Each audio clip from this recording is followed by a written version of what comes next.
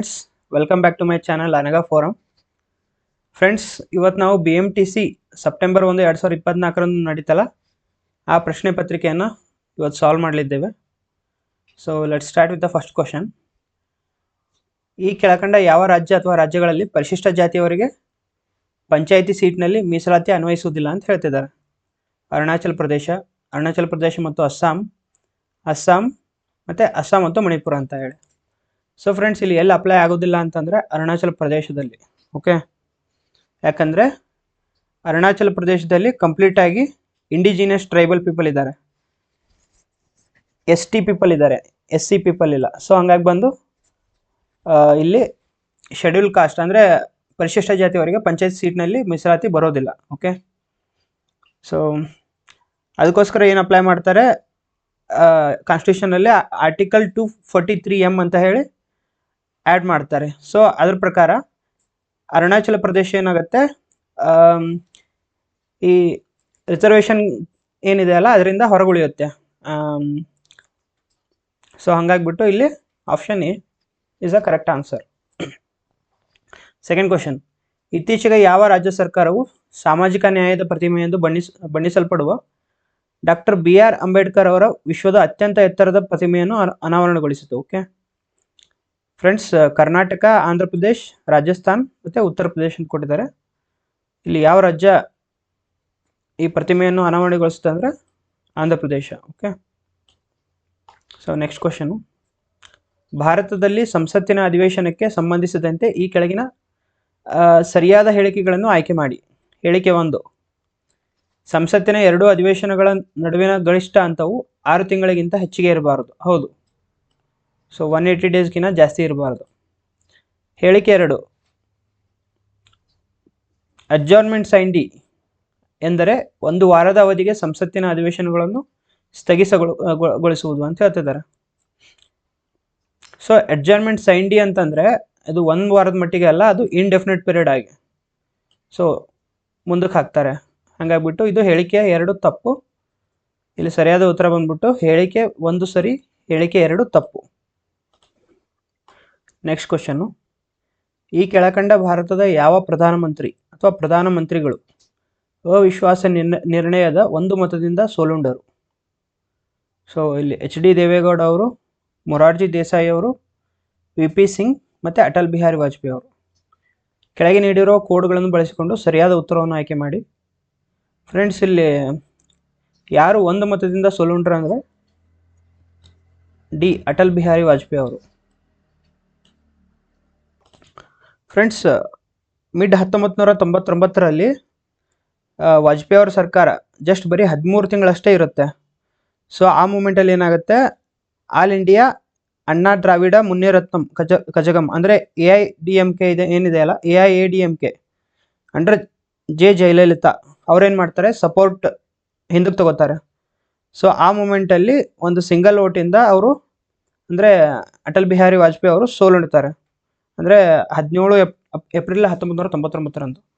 So ಹಂಗಾಗಿ ಇಲ್ಲಿ ಸರಿಯಾದ ಉತ್ತರ ಬಂದ್ಬಿಟ್ಟು D, 4th one. Next question. ಕೆಳಗಿನವುಗಳಲ್ಲಿ ದೇಶ ಮತ್ತು ಗಡಿ ರೇಖೆಗಳ ಸರಿಯಾದ ಹೊಂದಾಣಿಕೆಯಾಗುವ ಜೋಡಿಗಳ್ಯಾವು ಅಂತ ಕೇಳಿದ್ದಾರೆ. ಇಲ್ಲಿ ಫ್ರೆಂಡ್ಸ್, ಇಲ್ಲಿ ಭಾರತ ಮತ್ತು ಚೀನಾ ಬಂದ್ಬಿಟ್ಟು ಮ್ಯಾಕ್-ಮೋಹನ್ ಲೈನ್. ಓಕೆ, ಕರೆಕ್ಟ್ ಆಗಿದೆ. ಅದು ಬಿಟ್ಟರೆ ಭಾರತ ಮತ್ತು ಅಫ್ಘಾನಿಸ್ತಾನ್ 39ನೇ ಸಮಾಂತರ ರೇಖೆ ಅಂತ ಹೇಳ್ತಿದ್ದಾರೆ. ಫ್ರೆಂಡ್ಸ್, ಇದು ಭಾರತ ಅಫ್ಘಾನಿಸ್ತಾನ 39ನೇ ಸಮಾಂತರ ರೇಖೆ ಅಂತ ಕೊಟ್ಟಿದ್ದಾರೆ. ನೆಕ್ಸ್ಟು ಭಾರತ ಪಾಕಿಸ್ತಾನ ರ್ಯಾಡಿಕ್ಲಿಫ್ ಲೈನ್ ಅಂತ ಕೊಟ್ಟಿದ್ದಾರೆ. ಇದು ಎ ಮತ್ತು ಸಿ ಸರಿಯಾದ ಉತ್ತರ. ಇಲ್ಲಿ ಮುಂಚೆ ಬ್ರಿಟಿಷ್ ಇಂಡಿಯಾ ಮತ್ತು ಅಫ್ಘಾನಿಸ್ತಾನ ನಡುವೆ ಡ್ಯೂರೆಂಟ್ ಲೈನ್ ಅಂತ ಡಿಲೈಟ್ ಮಾಡ್ತಾರೆ.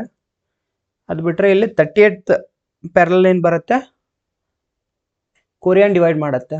ಸೊ ಹಾಗಾಗಿ ಇಲ್ಲಿ ಉತ್ತರ 4ನೇದು, ಎ ಮತ್ತು ಸಿ. ದೇವರಾಜ ಅರಸ್ ವಸತಿ ಯೋಜನೆ ಈ ಕೆಳಗಿನ ವರ್ಗದವರಿಗಾಗಿ ಇದೆ. ಓಕೆ, ಇಲ್ಲಿ ಯಾರ್ಯಾರು ಅಂತ ಕೊಟ್ಟಿದ್ದಾರೆ, HIV ಸೋಂಕಿತರು ಮತ್ತು ದೇವದಾಸಿಯರು, ಓಕೆ, ಕೃಷಿಕರು, ಸಫಾಯಿ ಕರ್ಮಚಾರಿಗಳು, ಕೈಗಾರಿಕಾ ಕಾರ್ಮಿಕರು. ಸೊ ಫ್ರೆಂಡ್ಸ್, ಇಲ್ಲಿ ಸರಿಯಾದ ಉತ್ತರ ಬಂದ್ಬಿಟ್ಟು ಎ ಮತ್ತು ಸಿ. ಈ ದೇವರಾಜ ಅರಸ್ ವಸತಿ ಯೋಜನೆ ಬಗ್ಗೆ ನೋಡ್ಬೇಕಂದ್ರೆ ಇದು 2014 ಮತ್ತು 15ರಲ್ಲಿ ಸ್ಟಾರ್ಟ್ ಆಗಿದ್ದು for a special category people, ಅಂದರೆ ಫಿಸಿಕಲಿ ಹ್ಯಾಂಡಿಕ್ಯಾಪ್ಟ್ ಇದ್ದವರಿಗೆ, ಲೆಪ್ರಸಿ ಕ್ಯೂರ್ ಆಗಿರೋ ಪೀಪಲಿಗೆ, HIV ಎಫೆಕ್ಟೆಡ್ ಫ್ಯಾಮ್ಲಿಗೆ, ದೇವದಾಸಿಗಳು, ನೊಮ್ಯಾಡಿಕ್ ಟ್ರೈಬ್ಸ್ ಯಾರಿರ್ತಲ್ಲ ಅವರಿಗೆ, ಮತ್ತು people who are affected by communal rights, ಮತ್ತು ವಿಧವೆಯರು, ಸೊ ಅನಾಥ ಮಕ್ಕಳಿಗೆ, ಸೊ ಇವರಿಗೆಲ್ಲ ಇದೆ. ಸೊ ಹಂಗಾಗಿ ಇಲ್ಲಿ ಸರಿಯಾದ ಉತ್ತರ 3ನೇದು ಎ ಮತ್ತು ಸಿ. ಗ್ರಾಮೀಣ ಪ್ರದೇಶದಲ್ಲಿ ಮನೆ ಹೊಂದಿರುವ ಕುಟುಂಬದ ನಿವಾಸಿಗಳಿಗೆ ಮಾಲೀಕತ್ವದ ದಾಖಲೆ ನೀಡುವ ಉದ್ದೇಶದಿಂದ ಆರಂಭಿಸಲಾಗಿರುವ ಕೇಂದ್ರ ವಲಯ ಯೋಜನೆಯ ಹೆಸರೇನು? ಮಾಲೀಕತ್ವದ ದಾಖಲೆ. ಸೊ ಯಾರು ಕೊಡ್ತಾರಂದ್ರೆ ರಾಷ್ಟ್ರೀಯ ಗ್ರಾಮ ಸ್ವರಾಜ್ ಅಭಿಯಾನ, ಗ್ರಾಮ ಪಂಚಾಯತ್ ಡೆವಲಪ್ಮೆಂಟ್ ಪ್ಲ್ಯಾನ್, ಸ್ವಾಮಿತ್ವ ಮತ್ತು ಸಬ್ಕಾ ಸಾಥ್ ಸಬ್ಕಾ ವಿಕಾಸ್. ಸೊ ಫ್ರೆಂಡ್ಸ್ ಇಲ್ಲಿ ಸರಿಯಾದ ಉತ್ತರ ಸ್ವಾಮಿತ್ವ ಅಂತ ಹೇಳಿ, ಅಂದರೆ ಇಂಗ್ಲೀಷಲ್ಲಿ ಹೇಳ್ಬೇಕಂದ್ರೆ SVAMITVA ಸ್ವಾಮಿತ್ವ, ಅಂದರೆ the survey of villages abadi and mapping with the improvise technology in village areas. So friends ಇಲ್ಲಿ ಎಕ್ಸ್ಪ್ಯಾಂಡ್ ಮಾಡಿ ಬರೆದಾಗ ಇದರಲ್ಲಿ ನೇಮಲ್ಲೇ ಹೆಸರು ಏನಿದೆ ಆನ್ಸರ್ ಇದೆ mapping with the improvise technology. So ಇಲ್ಲಿ ಆನ್ಸರ್ ಬಂದ್ಬಿಟ್ಟು ಸ್ವಾಮಿತ್ವ ಅಂತ ಹೇಳಿ. ಕರ್ನಾಟಕ ರಾಜ್ಯ ಮಸಾಲೆ ಅಭಿವೃದ್ಧಿ ಮಂಡಳಿಯ ಕೇಂದ್ರ ಕಚೇರಿ ಎಲ್ಲಿದೆ? ಫ್ರೆಂಡ್ಸ್ ಇದು ಇರೋದು ಹುಬ್ಬಳ್ಳಿಲಿ. Okay, next question.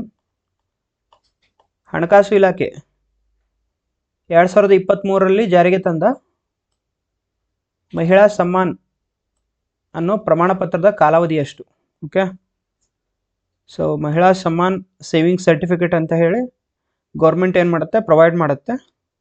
ಅದರಲ್ಲಿ ಹೆಣ್ಮಕ್ಳು ಮತ್ತು ಗರ್ಲ್ಸಿಗೆ ಅವರು ಸೇವ್ ಮಾಡಲಿಕ್ಕೆ ಮತ್ತು ಇನ್ವೆಸ್ಟ್ ಮಾಡಲಿಕ್ಕೆ ಅಲೋ ಮಾಡ್ತಾರೆ. ಇದು ಅನೌನ್ಸ್ ಆಗಿದ್ದು ಯಾವಾಗ?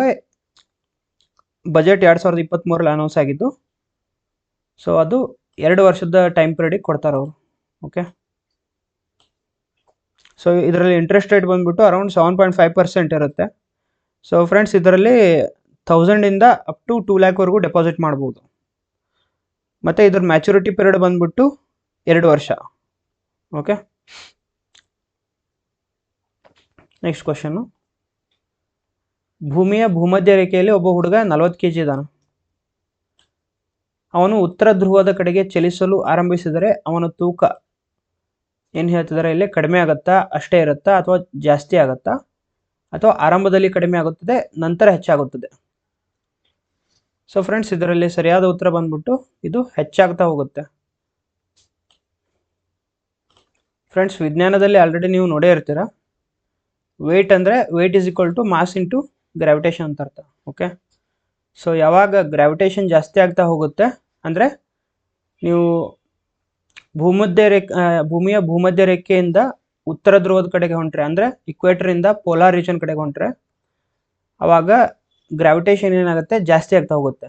ಸೊ ಹಂಗಾಗ್ಬಿಟ್ಟು ಅವನ ತೂಕ ಕೂಡ ಹೆಚ್ಚಾಗುತ್ತಾ ಹೋಗುತ್ತದೆ. ಸೊ ಹಂಗಾಗಿ ಆನ್ಸರ್ ಇಲ್ಲಿ 3ನೇದು. ತಂಪಾದ ನೀರಿನ ಲೋಟದ ಹೊರಭಾಗದಲ್ಲಿ ನೀರಿನ ಹನಿಗಳನ್ನು ನಾವು ನೋಡುತ್ತೇವೆ, ಏಕೆಂದರೆ ಆಪ್ಷನ್ಸ್ ಬಂದ್ಬಿಟ್ಟು ಗಾಳಿಯಲ್ಲಿನ ನೀರಿನ ಆವಿಯು ತಂಪಾದ ನೀರಿನ ಲೋಟಕ್ಕೆ ಸಂಪರ್ಕಗೊಂಡಾಗ ಶಕ್ತಿಯನ್ನು ಕಳೆದುಕೊಳ್ಳುತ್ತದೆ. ಹಾಗೆ ಸೆಕೆಂಡ್ ಆಪ್ಷನಲ್ಲಿ ಅದು ಶಕ್ತಿಯನ್ನು ಪಡೆದುಕೊಳ್ಳುತ್ತದೆ ಅಂತ ಹೇಳ್ತದೆ. ಥರ್ಡ್ ಆಪ್ಷನ್ ಬಂದ್ಬಿಟ್ಟು ತಂಪಾದ ನೀರಿನ ಲೋಟವು ಗಾಳಿಯಲ್ಲಿನ ನೀರಿನ ಆವಿಯ ಸಂಪರ್ಕಕ್ಕೆ ಬಂದಾಗ ಶಕ್ತಿ ಕಳೆದುಕೊಳ್ಳುತ್ತದೆ. ಸೊ ಇಲ್ಲಿ ಫೋರ್ತ್ ಆಪ್ಷನಲ್ಲಿ ಇವನು ಶಕ್ತಿ ಪಡೆದುಕೊಳ್ಳುತ್ತದೆ ಅಂತ ಹೇಳ್ತಿದ್ದಾನೆ. ಸೊ ಫ್ರೆಂಡ್ಸ್ ಇದು ಫೆನಾಮಿನನ್ ಬಂದ್ಬಿಟ್ಟು ಕಂಡೆನ್ಸೇಷನ್ ಆಗುತ್ತೆ. ಓಕೆ, ಅವಾಗ ಏನಾಗುತ್ತೆ, ಗಾಳಿಯಲ್ಲಿನ ನೀರಿನ ಆವಿಯು ತಂಪಾದ ನೀರಿನ ಲೋಟಕ್ಕೆ ಸಂಪರ್ಕಗೊಂಡಾಗ ಶಕ್ತಿಯನ್ನು ಅದು ಕಳೆದುಕೊಳ್ತದೆ. ಸೊ ಇದು ಫೆನಾಮಿನಾ ಕಂಡೆನ್ಸೇಷನ್. ಓಕೆ, ಘನೀಕರಣ. ಓಕೆ, ನೆಕ್ಸ್ಟ್ ಕ್ವಶನ್ನು. ಕೆಳಗಿನವುಗಳಿಂದ ಸರಿಯಲ್ಲದ ಹೊಂದಿಕೆಯನ್ನು ಆಯ್ಕೆ ಮಾಡಿ. ಫ್ರೆಂಡ್ಸ್ ಇಲ್ಲಿ ಕೊಟ್ಟಿದ್ದಾರೆ, ಮೀನುಗಳು ಶೀತ ರಕ್ತ ಪ್ರಾಣಿಗಳು, ಪಕ್ಷಿಗಳು ಬಿಸಿ ರಕ್ತದ ಪ್ರಾಣಿಗಳು, ಮತ್ತು ಸಸ್ತನಿಗಳು ಸ್ತನ ಗ್ರಂಥಿಗಳನ್ನು ಹೊಂದಿರುತ್ತದೆ, ಕಪ್ಪೆಗಳು 2 ಕೋಣೆಗಳುಳ್ಳ ಹೃದಯವನ್ನು ಹೊಂದಿರುತ್ತದೆ ಅಂತ ಹೇಳ್ತಿದ್ದಾರೆ. ಸೊ ಫ್ರೆಂಡ್ಸ್ ಇದರಲ್ಲಿ ಮೊದಲೇ 3 ಕರೆಕ್ಟು. ಮೀನುಗಳು ಶೀತ ರಕ್ತ, ಪಕ್ಷಿಗಳು ಬಿಸಿ ರಕ್ತ, ಮತ್ತು ಸಸ್ತನಿಗಳು ಸ್ತನ ಗ್ರಂಥಿಗಳನ್ನು ಹೊಂದಿರುತ್ತದೆ. ಕಪ್ಪೆಗಳು ಬಂದ್ಬಿಟ್ಟು 3 ಕೋಣೆಗಳುಳ್ಳ ಹೃದಯವನ್ನು ಹೊಂದಿರುತ್ತೆ, ಎರಡಲ್ಲ. ಸೊ ಹಂಗಾಗಿ ಇಲ್ಲಿ ತಪ್ಪಾಗಿರೋದು ಯಾವುದು ಅಂದರೆ ಸೆಕೆಂಡ್ ಒನ್, ಡಿ. ಆರ್ಥಿಕವಾಗಿ ಮುಖ್ಯವಾಗಿರುವ ಕೀಟಗಳಾದ ಜೇನುನೊಣ, ರೇಷ್ಮೆ ಹುಳು, ಅರಗು ಕೀಟ ಇವು ಯಾವ ಅಂಶಕ್ಕೆ ಸೇರುತ್ತದೆ? ಇಲ್ಲಿ ಮೃದ್ವಂಗಿಗಳು, ಕಂಟಕ ಚರ್ಮಿಗಳು, ಸಂಧಿಪದಿಗಳು ಮತ್ತು ವಲಯವಂತಗಳು. ಸರ್ ಫ್ರೆಂಡ್ಸ್, ಇದು ಜನರಲ್ ಸೈನ್ಸ್ ಕ್ವಶನ್. ಸಂಧಿಪದಿಗಳು ಅನ್ನೋಕ್ಕೆ ಇಂಗ್ಲೀಷ್ನಲ್ಲಿ ಏನಂತಾರೆ? ಆರ್ಥೋಪೋಡಾ ಅಂತಾರೆ. Okay, so these are arthropoda. ಅಂದರೆ ಫ್ರೆಂಡ್ಸ್, ಇದು ಹನಿ ಬಿ ಮತ್ತು ಸಿಲ್ಕ್ ವರ್ಮು ಇವೆಲ್ಲ ಯಾವ ಫೈಲಮಿಗೆ ಸೇರುತ್ತೆ ಅಂತಂದರೆ ಆರ್ಥೋಪೋಡಾ ಅನ್ನೋ ಫೈಲಮಿಗೆ ಸೇರುತ್ತೆ. ಓಕೆ, ಈ ವಂಶಕ್ಕೆ. ನೆಕ್ಸ್ಟ್ ಕ್ವಶನ್ನು, ಈ ಕೆಳಗಿನ ಯಾವ ಜೋಡಿಯು ಸರಿಯಾಗಿ ಹೊಂದಾಣಿಕೆ ಆಗುತ್ತದೆ? ಓಕೆ ಫ್ರೆಂಡ್ಸ್, ಇಲ್ಲಿ ಮೊಸರು ಬಂದ್ಬಿಟ್ಟು ಲ್ಯಾಕ್ಟಿಕ್ ಆ್ಯಸಿಡ್, ಲಿಂಬೆಹಣ್ಣು ಬಂದ್ಬಿಟ್ಟು ಸಿಟ್ರಿಕ್ ಆ್ಯಸಿಡ್, ನೆಕ್ಸ್ಟು ವಿನೆಗರ್ ಬಂದ್ಬಿಟ್ಟು ಎಸಿಟಿಕ್ ಆ್ಯಸಿಡ್, ಟೊಮ್ಯಾಟೊ ಬಂದ್ಬಿಟ್ಟು ಆಕ್ಸಾಲಿಕ್ ಆ್ಯಸಿಡ್. ಸೊ ಇಲ್ಲಿ ಸರಿಯಾದ ಉತ್ತರ ಬಂದ್ಬಿಟ್ಟು ಸೆಕೆಂಡ್ ಒನ್, ಎ ಮತ್ತು ಬಿ ಮಾತ್ರ. ಕೆಳಗಿನ ಯುದ್ಧಗಳನ್ನು ಕಾಲಾನುಕ್ರಮದಲ್ಲಿ ಬರೆಯಿರಿ. ಫ್ರೆಂಡ್ಸ್, ಇಲ್ಲಿ ವಾಂಡಿವಾಶ್ ಕದನ ಬಂದ್ಬಿಟ್ಟು ಯಾವಾಗುತ್ತೆ? 1760ದಲ್ಲಿ ಆಗುತ್ತೆ. ಓಕೆ, ನೆಕ್ಸ್ಟು ಮೊದಲ ಕರ್ನಾಟಿಕ್ ವಾರ್, ಇದು ಬಂದ್ಬಿಟ್ಟು 1744 ನೆಕ್ಸ್ಟು ನೇಪಾಳ ಯುದ್ಧ ಅರೌಂಡ್ 1814. ನೆಕ್ಸ್ಟು ಬಕ್ಸಾರ್ ಯುದ್ಧ ಬಂದ್ಬಿಟ್ಟು 1764. ಓಕೆ, ಸೊ ಹಾಗಾಗಿ ಇಲ್ಲಿ ಕಾಲಾನುಕ್ರಮದಲ್ಲಿ ಬರೆದಾಗ 15th ಆನ್ಸರ್ ಏನಾಗುತ್ತೆ? BADC. ಫಸ್ಟು ಮೊದಲ ಕರ್ನಾಟಿಕ್ ವಾರು, ಅದಾದಮೇಲೆ ವಾಂಡಿವಾಶ್ ಕದನ, ಬಕ್ಸಾರ್ ಕದನ ಮತ್ತು ನೇಪಾಳ ಕದನ. ಓಕೆ ಫ್ರೆಂಡ್ಸ್, ನೆಕ್ಸ್ಟ್ ಕ್ವಶನ್ನು, ಕೆಳಗಿನವುಗಳನ್ನು ಸರಿಯಾಗಿ ಹೊಂದಿಸಿ ಬರೆಯಿರಿ. ಸೊ ಫ್ರೆಂಡ್ಸ್, ಇಲ್ಲಿ ಬಂದ್ಬಿಟ್ಟು ಬಿಹಾರಲ್ಲಿ ಕುನ್ವರ್ ಸಿಂಗು, ದೆಹಲಿಯಲ್ಲಿ ಬಂದ್ಬಿಟ್ಟು ಎರಡನೇ ಬಹದ್ದೂರ್ ಶಾ, ಫೈಜಾಬಾದಲ್ಲಿ ಬಂದ್ಬಿಟ್ಟು ಅಹಮದುಲ್ಲಾ ಮತ್ತು ಅವಧಲ್ಲಿ ಬಂದ್ಬಿಟ್ಟು ಬೇಗಂ ಹಜರತ್ ಮಹಲ್. ಸೊ ಆ್ಯಕ್ಚುಲಿ ಇಲ್ಲಿ ಯಾವುದು ಸರಿಯಾದ ಉತ್ತರವನ್ನು ಕೊಟ್ಟಿಲ್ಲ ಅವರು, ಇಲ್ಲಿ ಮಿಸ್ಟೇಕ್ ಮಾಡಿದ್ದಾರೆ ಇವರು. ಎರಡು ಇಂಟರ್ಚೇಂಜ್ ಆಗಬೇಕಾಗಿತ್ತು. ಬಿ ಯಲ್ಲಿ 4, ಸಿ ಯಲ್ಲಿ 2 ಅಂತ ಹೇಳಿ ಇದಕ್ಕೆ ಗ್ರೇಸ್ ಮಾರ್ಕ್ಸ್ ಬಂದಿದೆ. ಸೊ ಹಂಗಾಗಿ ಇದಕ್ಕೆ ಸರಿಯಾದ ಉತ್ತರ A3, B4, C2 ಮತ್ತು D1 ಅಂತ. ಓಕೆ, ನೆಕ್ಸ್ಟ್ ಕ್ವಶನ್ನು, ಈ ಕೆಳಗಿನ ಐತಿಹಾಸಿಕ ಘಟನೆಗಳನ್ನು ಕಾಲಾನುಕ್ರಮದಲ್ಲಿ ಗುರುತಿಸಿ. ಫ್ರೆಂಡ್ಸ್, ಇಲ್ಲಿ ಸ್ವದೇಶಿ ಚಳುವಳಿ ಯಾವಾಗ ಆಗುತ್ತೆ? 1905 ಆಗಸ್ಟ್ 7. ಹೋಮ್ ರೂಲ್ ಲೀಗ್ ಬಂದ್ಬಿಟ್ಟು 1916. ಬಂಗಾಳದ ವಿಭಜನೆ 1905. 1905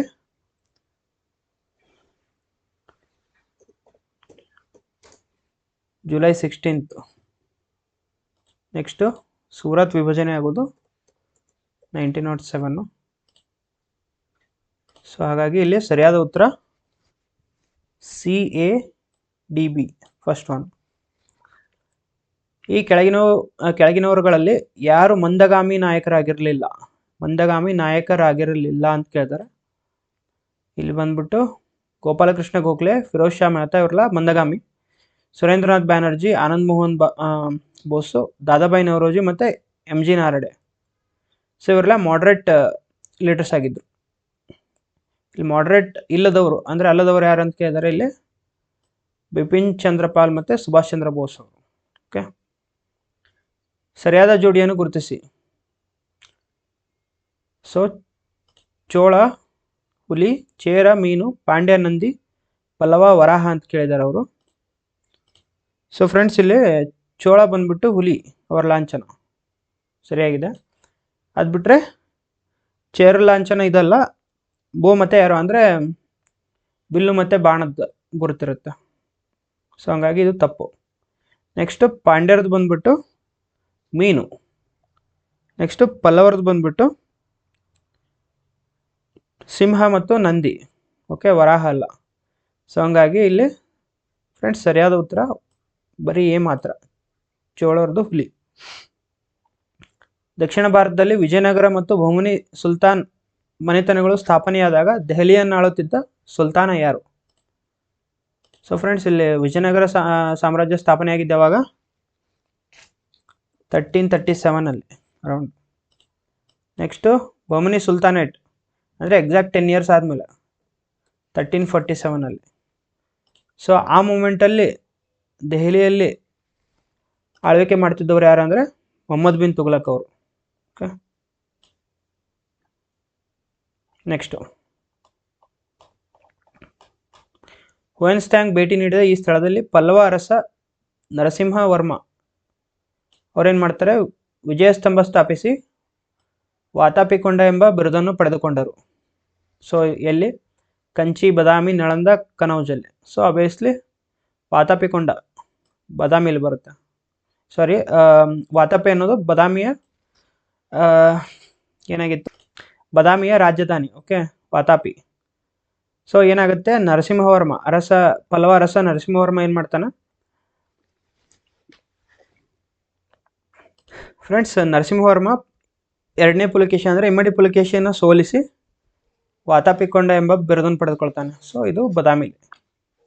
ನೆಕ್ಸ್ಟ್ ಕ್ವಶನ್ನು, ಭಾರತದ ರಾಷ್ಟ್ರ ಲಾಂಛನವನ್ನು ಈ ಸ್ತಂಭದಿಂದ ಪಡೆಯಲಾಗಿದೆ. ಅಲಹಾಬಾದು, ಸಾರಾನಾಥ್, ಮೆಹ್ರಾಲಿ, ನಿಗೋಲಿ. ಸೊ ಇದು ಸಾರಾನಾಥ್ ಸ್ತಂಭದಿಂದ, ಅಶೋಕನ ಸಾರಾನಾಥ್ ಸ್ತಂಭ. ನೆಕ್ಸ್ಟು, ಪ್ರಾಗೈತಿಹಾಸ ಕಾಲದ ಯಾವ ಹಂತದಲ್ಲಿ ಮಾನವ ಕ್ವಾರ್ಟಜೈಟ್ ಶಿಲೆಯನ್ನು ಬಳಸುತ್ತಿದ್ದ? ಸಿಂಪಲ್ ಕ್ವಶನ್, ಏನ್ಷಿಯಂಟ್ ಇಂದ ಬಂದಿದ್ದು. ಸೊ ಫ್ರೆಂಡ್ಸ್, ಹಳೆಯ ಶಿಲಾಯುಗ, ಮಧ್ಯಶಿಲಾಯುಗ, ನವಶಿಲಾಯುಗ ಮತ್ತು ಕಬ್ಬಣ ಯುಗದಲ್ಲಿ. ಸೊ ಹಳೆಯ ಶಿಲಾಯುಗದಲ್ಲಿ ಆ ಮನುಷ್ಯನಿಗೆ ಏನಂತ ಕರಿತಿದ್ರು? ಕ್ವಾರ್ಟಜೈಟ್ ಮ್ಯಾನ್ ಅಂತ ಕರಿತಿದ್ರು.